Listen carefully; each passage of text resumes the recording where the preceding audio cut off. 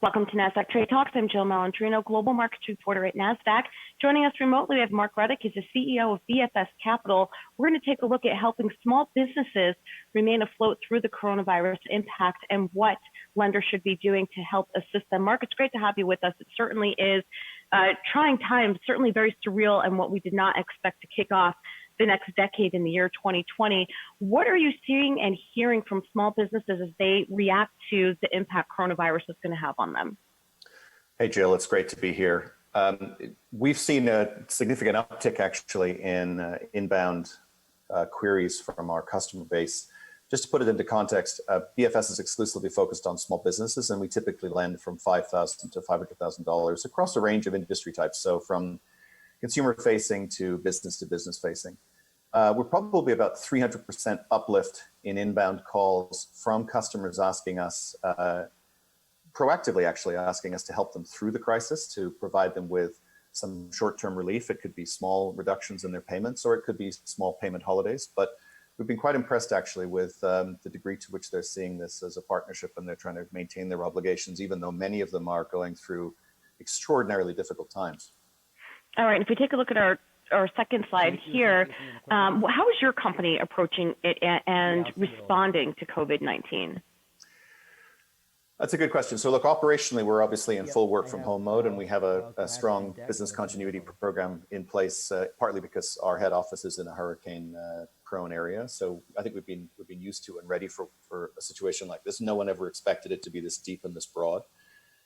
I think we look at this as a two-part issue, really. There's a huge responsibility as lenders to participate in both the short-term risk mitigation part of this exercise and the long-term economic recovery. And what do I mean by that? It's extremely important for us all, government and private lenders, to inject liquidity into the system now. And the reason for that is that most small businesses do not have adequate depth to cope with even a month of revenue slowdown, or worst case right now, no revenue. And the more we inject that liquidity into the system, the more we preserve the health of these businesses, and the fewer of them hopefully will go under. And that's important because I think if they do go under, it's very difficult for many of them to restart.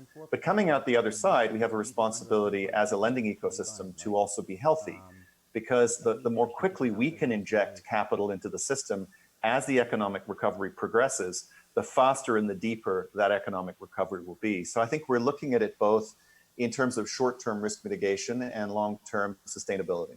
And the next question is making loans available for small businesses. It's great to have these ideas, and it's encouraging that they're proactively working with you, but the money has to come somewhere. So what does that look like when you're making loans for small businesses?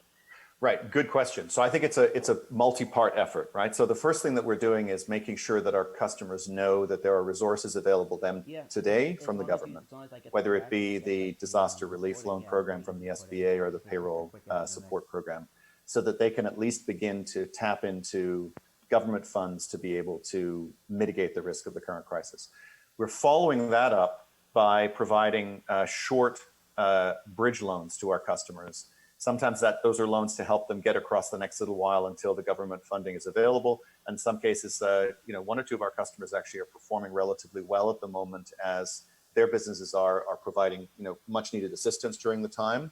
And as a result of that, we're trying to make cash available to them immediately. And we can do that usually within the same day.